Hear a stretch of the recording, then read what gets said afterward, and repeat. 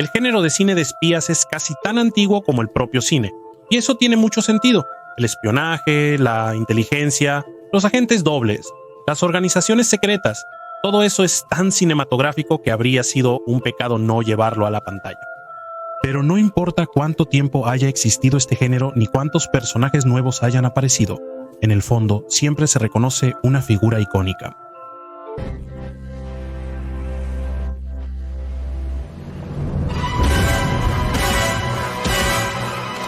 El agente británico 007 está en los orígenes del género y hasta ahora mantiene firmemente su posición, sin siquiera pensar en ceder su lugar.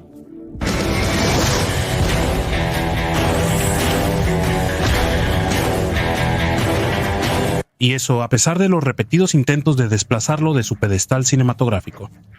Muchos han intentado, si no superar, al menos igualar al agente 007. Recuerden al menos a Jason Bourne interpretado por Matt Damon.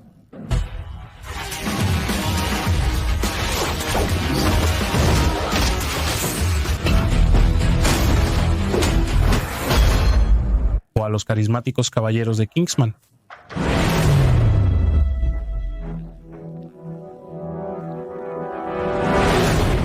¿Y cuántas parodias hubo? Austin Powers.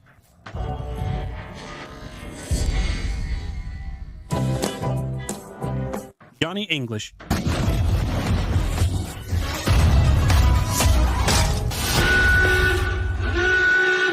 Cada uno de ellos intentó deconstruir la leyenda y con eso solo resaltaron: Bond es un monumento cultural absoluto. Pero quizás quien ha tenido los mayores logros en esta competencia es Ethan Hunt.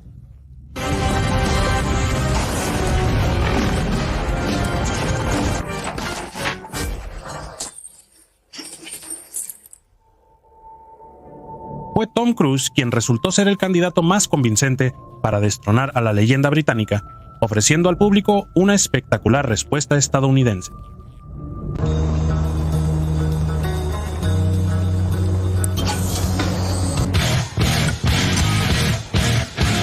En este video intentaremos averiguar si Tom Cruise logró acercarse al nivel de la legendaria saga de Bond. ¿Es suficiente la perseverancia y obsesión de Tom Cruise para estar al mismo nivel que Bond? ¿Se pueden siquiera comparar? Quizás solo estoy tratando de forzar la obra original de Tom Cruise dentro de los límites del clásico género de espías. ¿De verdad el estadounidense Ethan Hunt es solo una copia del británico James Bond? ¿Y cuál es, en mi opinión, el principal problema de la franquicia Misión Imposible? Vamos a analizarlo.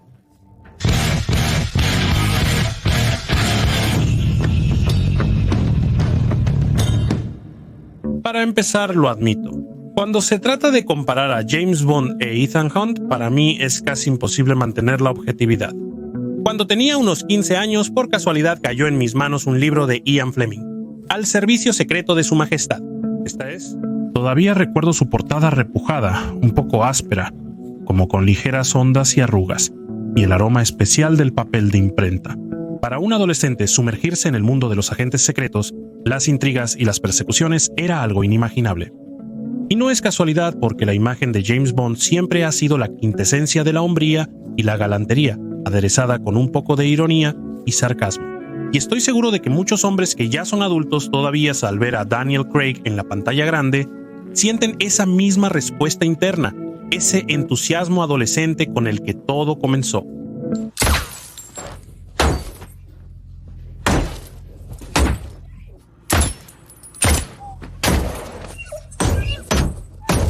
El agente 007 siempre ha sido como una versión macho de Cenicienta con esteroides, solo que en vez de zapatilla tiene los gadgets más nuevos. En vez de una calabaza carroza, un Aston Martin con catapulta, y en vez de vestido, un traje elegante. Y lo más importante, sin ninguna hada madrina, todo lo hace él solo.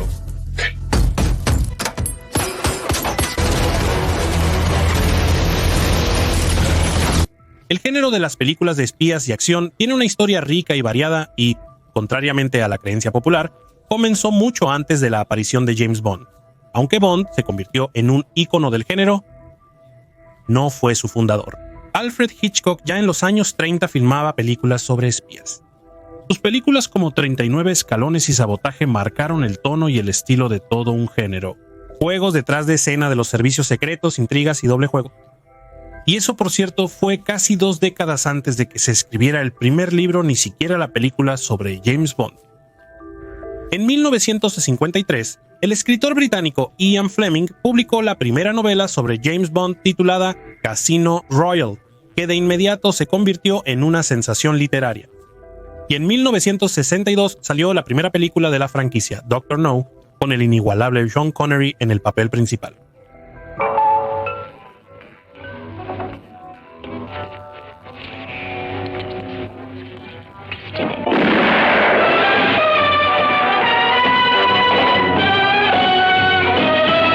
Desde entonces ya se han estrenado más de 25 películas sobre el agente 007. James Bond se convirtió no solo en una franquicia cinematográfica, es toda una época cultural que ya lleva más de medio siglo y sigue siendo una de las más exitosas y rentables en la historia del cine. Por cierto, seguramente notaron que una y otra vez recalco, Bond es británico. Pero ¿qué tan cierto es esto en el mundo globalizado de hoy, donde casi todo está controlado por los estudios de Hollywood, cuyas oficinas están ubicadas principalmente en los Estados Unidos de América? ¿Se puede considerar a la saga de Bond verdaderamente británica?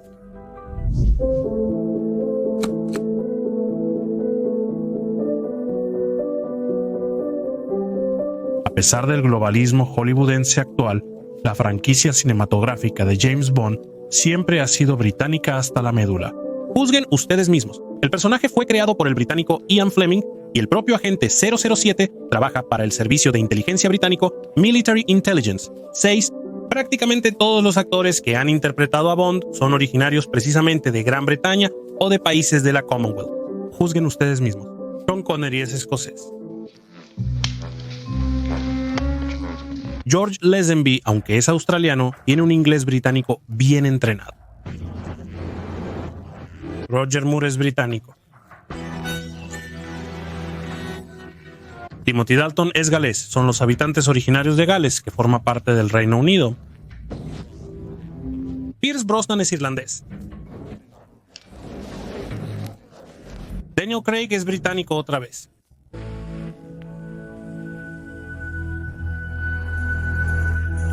Todos estos actores, a pesar de sus diferentes orígenes, de una u otra manera estaban unidos por el código cultural británico, el acento y el estilo.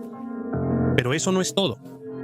La franquicia de James Bond ha sido gestionada durante más de 60 años por la compañía británica Everything or Nothing Productions, fundada por los productores Alberto Broccoli y Harry Saltzman. Fueron ellos quienes, en el lejano año de 1961, compraron los derechos de adaptación a Fleming y lanzaron la historia cinematográfica del agente 007.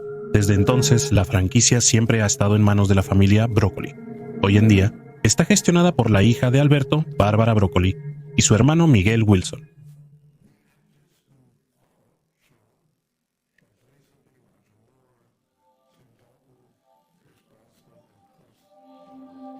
Y estas personas no son simplemente los dueños.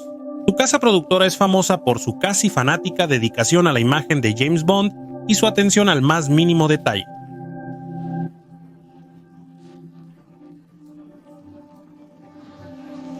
No es ningún secreto que Everything or Nothing Productions tiene un control muy estricto sobre el proceso creativo.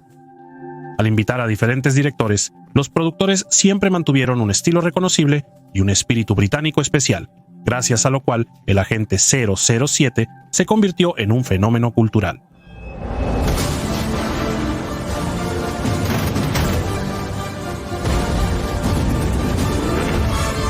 Durante mucho tiempo fueron precisamente los británicos quienes mantuvieron el liderazgo en el género de acción de espías, y no había un rival digno.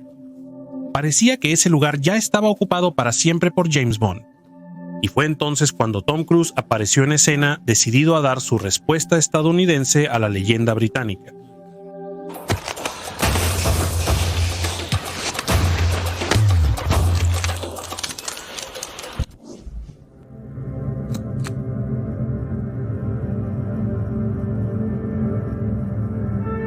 La historia de la franquicia Misión Imposible comenzó en los años 90, cuando Tom Cruise, que ya era una de las estrellas más grandes de Hollywood, decidió dedicarse no solo a la actuación, sino también a la producción. En 1992, junto con Paula Wagner, fundó su propia compañía productora y se embarcó en un proyecto que durante muchos años otros habían intentado sin éxito llevar a la pantalla grande. La serie estadounidense Misión Imposible de 1966.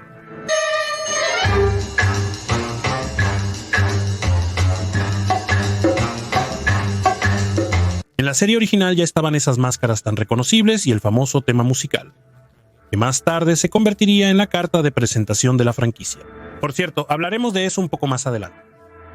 Tom Cruise se entusiasmó con la idea de llevar personalmente esta historia a la pantalla grande y logró convencer a los estudios Paramount de asignar $80 millones para la filmación, una cantidad enorme para esa época. Además, consiguió que Brian De Palma, el creador de la icónica película Cara Cortada, fuera el director. Ya durante las primeras grabaciones quedó claro que Tom Cruise no solo era actor, sino también un doble de acción hasta la médula.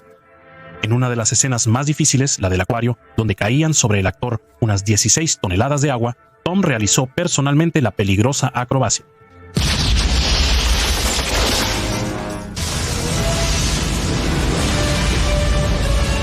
Desde entonces, sus ambiciones como actor se entrelazaron estrechamente con los números de acrobacias extremas que se convirtieron en el sello distintivo de la franquicia. La primera misión recaudó casi $500 millones y se convirtió en una de las películas más taquilleras de su época. Sin embargo, a pesar de su originalidad inicial y características especiales, el trabajo en equipo, los gadgets inusuales y los giros impredecibles de la trama, con el tiempo la franquicia comenzó a parecerse cada vez más a las películas de James Bond.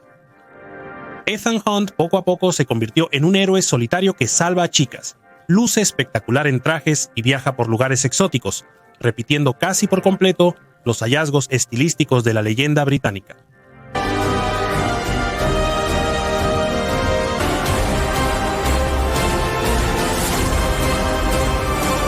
Y aquí surge la pregunta: ¿se puede llamar a Ethan Hunt simplemente una copia de James Bond o es una historia aparte, independiente y original?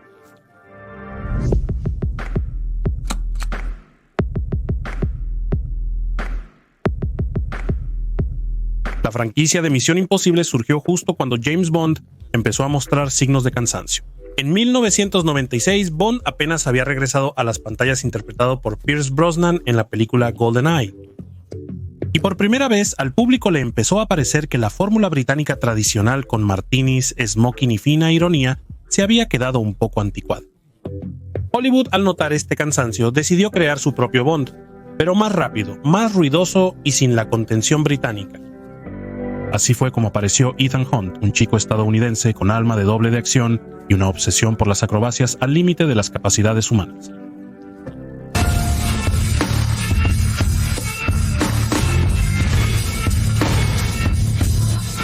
Y aunque Hunt sin duda tiene sus propios trucos, como esas locuras acrobáticas de Cruise, es imposible no notar que, en muchos aspectos, Misión Imposible copia a Bond casi hasta en los detalles más pequeños.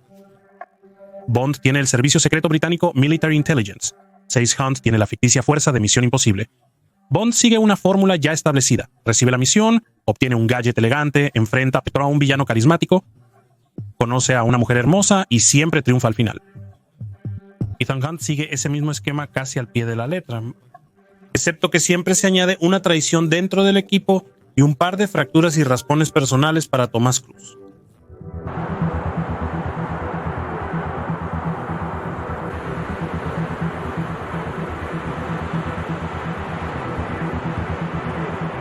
Incluso la estructura misma de la trama repite abiertamente las películas de Bond.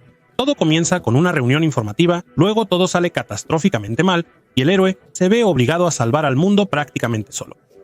El montaje, el lenguaje visual, el ritmo, todo eso es el típico brillo de espías. Por ejemplo, el episodio de la pelea en el techo del tren en Misión Imposible, Sentencia Mortal, parte 1.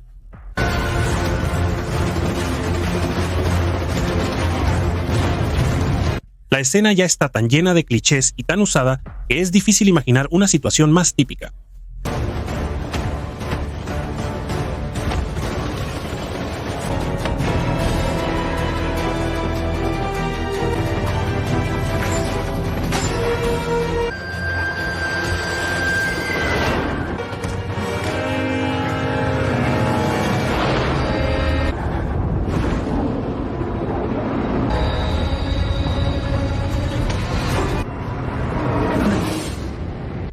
Sí, los propios creadores nunca negaron realmente que se inspiraron en la imagen de James Bond. Pero surge la pregunta, ¿no podrían haberse inspirado de una manera menos literal, evitando copiar ciegamente? Incluso el famoso tema musical que los espectadores asocian con ambas franquicias es la misma melodía, solo ligeramente modificada. ¿No me creen? Aquí hay un pequeño fragmento para comparar.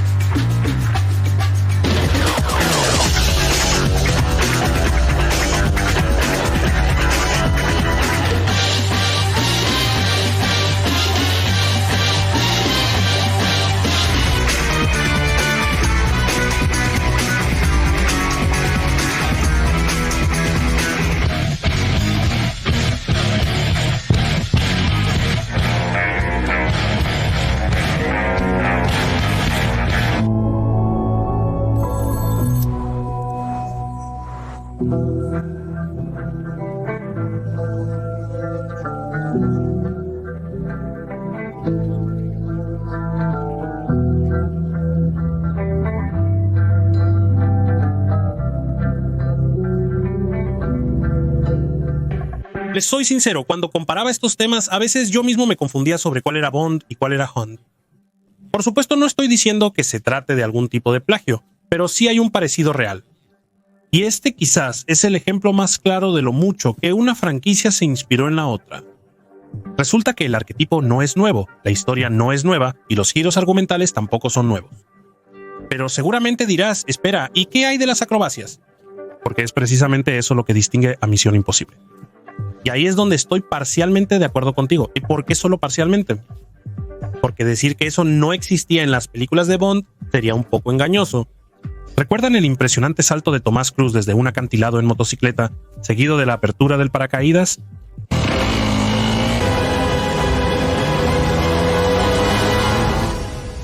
Parecería que esto sí es algo absolutamente único.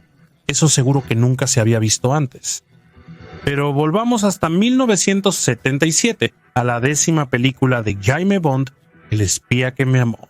Ahí el doble de riesgo Rick Sylvester, quien era el doble de Roger Moore, realizó una acrobacia legendaria.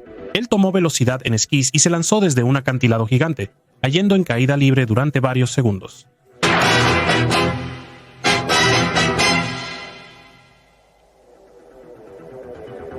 Después abrió un paracaídas con la bandera británica.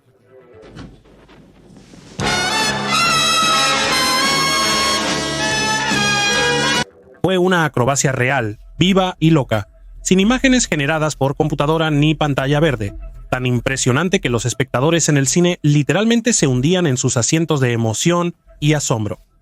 Ahora compárenlo con la acrobacia de Tom Cruise.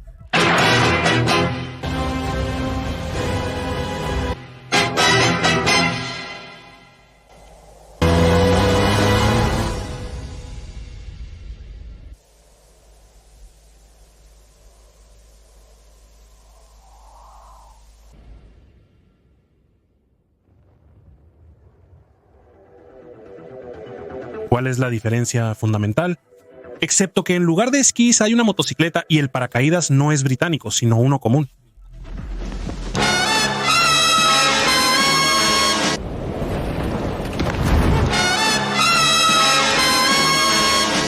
Pero la idea en sí, la esencia misma, es prácticamente idéntica, nada original. Da la impresión de que incluso aquí Tomás Cruise está imitando un poco a Bond otra vez. Por supuesto, él va un poco más allá, un poco más rápido, un poco más loco, y por supuesto realiza todas las acrobacias él mismo. Pero el principio en sí ya fue inventado, interpretado y realizado con éxito hace literalmente medio siglo.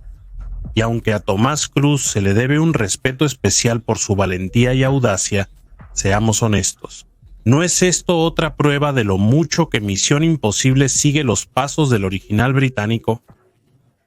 Entonces, ¿logró Ethan Hunt darle una respuesta digna a James Bond?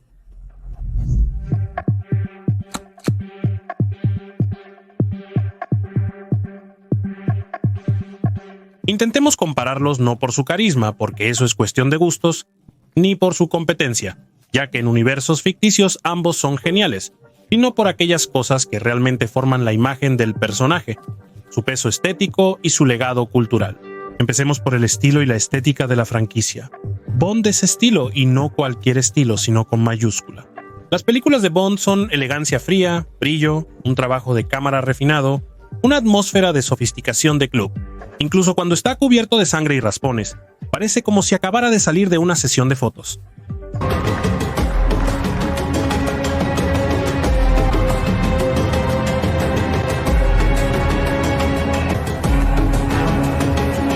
Misión Imposible es física, dolor, sudor, tensión, músculos temblorosos.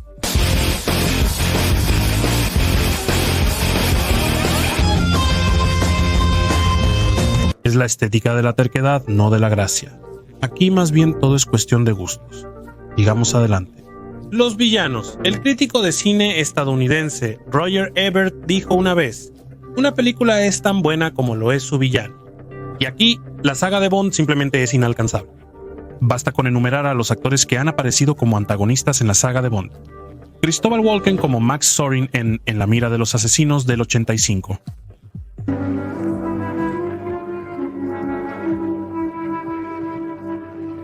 Sean Bean en el papel de Alec Trevelyan en GoldenEye del 95.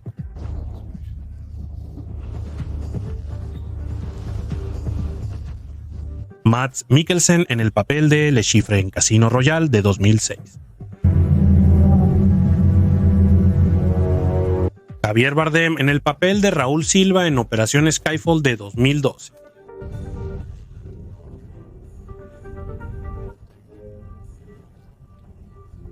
Christoph Waltz en el papel de Blofeld en Spectre de 2015 y Sin tiempo para morir de 2021.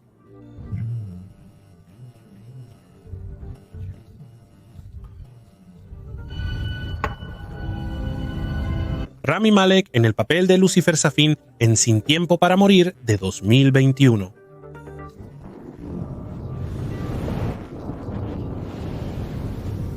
Esto es solo una pequeña parte de los antagonistas, aquellos de los que todos saben.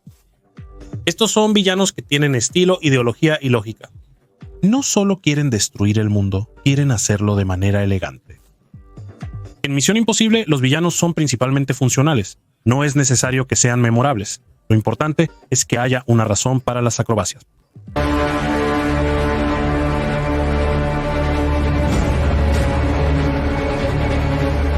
Solomon Lane, por ejemplo, es digno, frío, pero aún así se siente como si fuera temporal.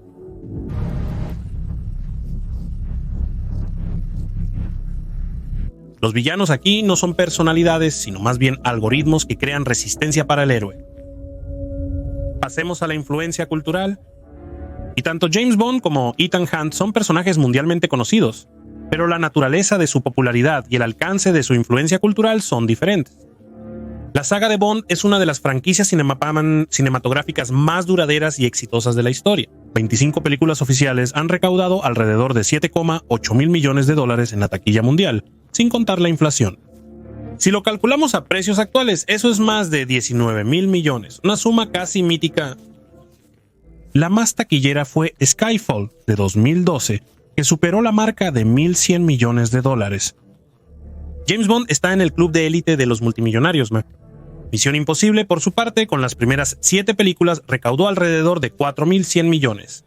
Lidera Fallout con 792 millones. Y la última de hasta ahora, Sentencia Mortal Parte 1, recaudó 567 millones. Si comparamos solo la taquilla, Bond claramente va adelante. Empezó antes, tiene una trayectoria más larga y un pico más fuerte, pero hay que señalar que desde 2011, cada nueva misión ha recaudado consistentemente entre 700 y 800 millones, lo cual está al nivel de los últimos Bond, excepto Operación Skyfall. Y en cuanto a la recaudación promedio por película, la franquicia de Hunt incluso empieza sin todavía alcanzarlo, pero el dinero no lo es todo. Hay cosas que los resultados de taquilla no pueden medir. Y aquí es donde Bond no tiene competencia. 007 no es solo una franquicia, es un arquetipo cultural. Incluso si una persona no ha visto ninguna película, por supuesto ha escuchado la frase icónica. Esta frase ocupa el puesto 22 en la lista de las mejores citas cinematográficas de todos los tiempos, según el Instituto Estadounidense de Cine. Cicatrices, gatos, smoking, pistolas doradas. Bond no solo vive en la memoria, literalmente se ha instalado en la conciencia colectiva. Lo han parodiado decenas de veces. A Bond lo citan en comerciales, cómics y videojuegos. Ha pasado por la Guerra Fría, el auge de MTV y la era digital. Lo conocen los niños y lo recuerdan los ancianos. Se convirtió en un símbolo no solo del espionaje, sino también de la influencia cultural británica. En la propia Gran Bretaña es un patrimonio nacional. Recuerden la ceremonia de apertura de los Juegos Olímpicos de 2012, cuando Daniel Craig en el papel de Bond apareció junto a su majestad.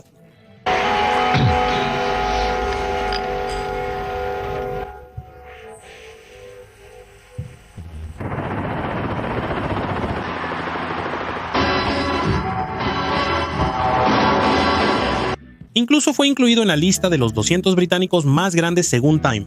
Aunque fuera en broma, lo incluyeron. Según estimaciones, la marca James Bond para el año 2015 valía alrededor de 13,000 millones de libras. Bajo su nombre salen juegos, juguetes, relojes, trajes, autos y perfumes. GoldenEye 007 en Nintendo 64 sigue siendo considerada de culto. Marcas como Omega, Aston Martin y Bollinger hacen fila para asociarse con este nombre. El efecto Bond influye en las ventas, en el estilo, en la moda, en el turismo. La gente realmente viaja a las locaciones de filmación. La influencia de Bond va mucho más allá de la pantalla. Esa es una escala cultural que solo unos pocos alcanzan. Y Hunt, en los años 90, él era visto simplemente como otro héroe de acción. Durante mucho tiempo, su nombre ni siquiera se recordaba mucho. Los espectadores solían decir más seguido la película con Tomás Cruise. Y solo cuando la franquicia de Misión Imposible se enfocó en las acrobacias, adquirió su propia identidad. Ahora la marca es reconocible, pero es reconocible como franquicia, no como personaje. Si todos conocen el nombre de James Bond, el de Ethan Hunt no siempre. Más seguido lo reconocen por el rostro de Tomás Cruise. Pero ahora Misión Imposible se asocia con algo concreto. Trucos locos, planes imposibles, sofisticación tecnológica, trabajo en equipo y Tomás Cruise dispuesto a arriesgar su vida por una buena toma.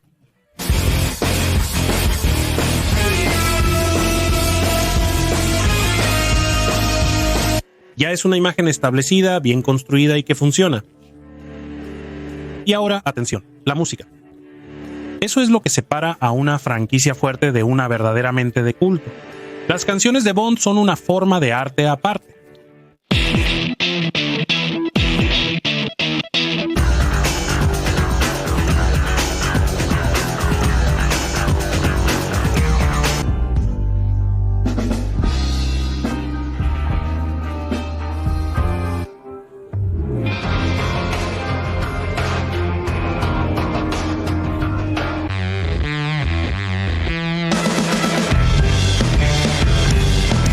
No es solo una pista de una película, es casi como un comentario musical de una época.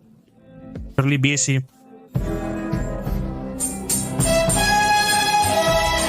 Paul McCartney,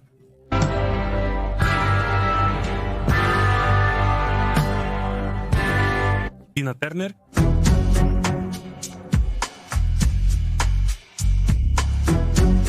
Madonna,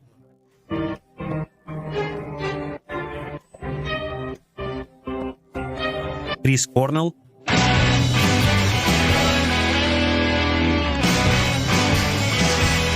Adele,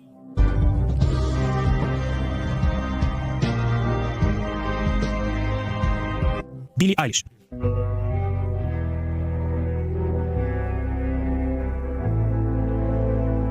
No son solo artistas pop, sino personas que han formado el panorama musical de su época, y cada vez grababan la canción en su propio estilo, pero con el espíritu de Bond y casi siempre daban en el clavo. Las canciones de la saga de Bond han ganado el Oscar a la mejor canción original. Skyfall, Adele, Writings on the Wall, Sam Smith, No Time to Die, Billie Eilish. Además, Skyfall también ganó un Grammy y un Globo de Oro. Y eso es de otro nivel. ¿Y qué hay de Misión? Él tiene su propio tema.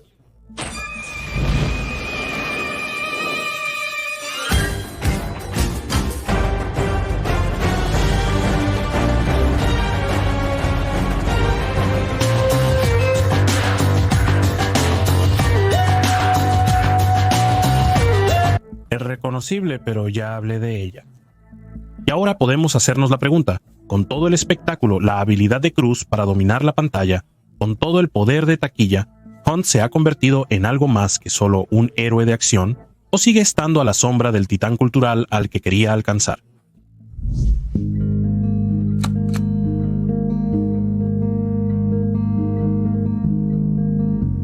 Creo que Ethan Hunt tuvo una verdadera oportunidad de convertirse en una franquicia realmente independiente, original e incluso de época. Pero, en mi opinión, hay una razón clave por la que ese crecimiento resultó imposible. Y claro, esta es una opinión subjetiva con la que perfectamente pueden no estar de acuerdo. Pero el principal problema de Misión Imposible fue pues el propio Tom Cruise. Paradójicamente, pero es un hecho, el hombre que levantó la franquicia desde cero, que le dio energía trabajando día tras día, él mismo se convirtió en su limitante. Porque Misión Imposible hace mucho que ya no trata sobre Ethan Hunt, se trata de Tom Cruise y sus locas acrobacias. Y al principio eso funcionaba, pero a partir de cierto momento empezó a sentirse como si toda la película se construyera no alrededor de la historia, sino alrededor de la siguiente acrobacia del siglo. Y la trama, la dramaturgia, incluso los personajes, todo eso se vuelve simplemente logística para llevar a Cruise a su siguiente acrobacia. Tomemos, por ejemplo, ese famoso salto en motocicleta en Sentencia Mortal.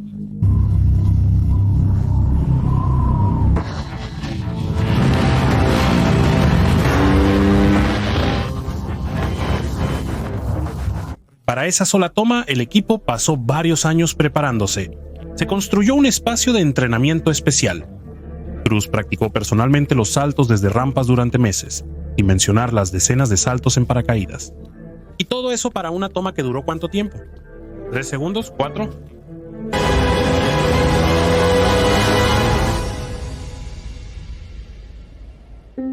Sí, técnicamente es increíble, en cuanto al riesgo es fenomenal, pero en cuanto a la experiencia del espectador, bueno, digamos que la acrobacia no me impresionó. Cruise ya tiene más de 60 años, y con cada nueva entrega hay que subir la vara cada vez más, pero no podrá estar saltando entre rascacielos para siempre. Pero el problema no es solo la edad. El problema es que todo lo demás, el guión, los diálogos, los personajes secundarios, hace mucho que se volvieron rehenes del espectáculo de un solo hombre. Donde se necesita construir una historia, Misión construye una rampa. Donde se necesita un conflicto, construyen un pabellón para ensayar otra acrobacia más. Y lo más frustrante es que Tomás Cruise es un buen actor. Voy a desatar una lluvia de fuego impía sobre sus cabezas. ¡Los voy a eliminar a todos! ¡Les voy a dar hasta que no puedan más! No es solo una estrella carismática, sino realmente un actor capaz de interpretar papeles dramáticos.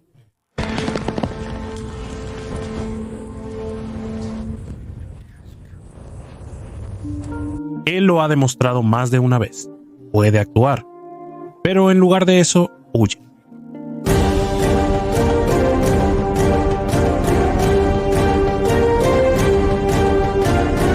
La saga de Bond evoluciona.